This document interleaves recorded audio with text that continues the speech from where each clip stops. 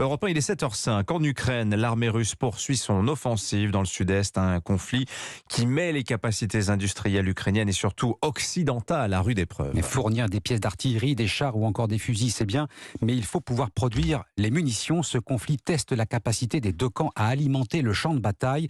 Kiev consomme plus d'obus que les Occidentaux ne peuvent en fabriquer. Cette question sera au centre de la réunion de l'OTAN. Aujourd'hui, William Molinier, la Russie fait un pari, celui de la guerre d'usure, la guerre d'attrition en langage militaire.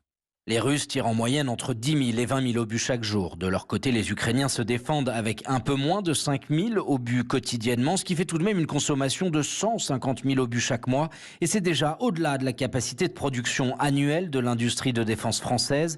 Même le Pentagone est pris à défaut. Les Américains ont engagé le passage de 15 000 obus fabriqués chaque mois à 90 000.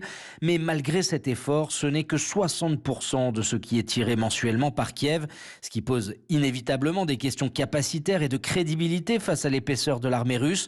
Le calcul a été fait dans les cercles militaires. L'ensemble des chars français auraient été détruits en un mois dans le Donbass, en seulement 6 mois pour les nouveaux véhicules blindés et multirôles Griffon. Et un drone tactique à voilure fixe aurait été abattu en à peine 6 vols. Les parlementaires français se sont eux aussi penchés sur ces sujets de réserve d'armement.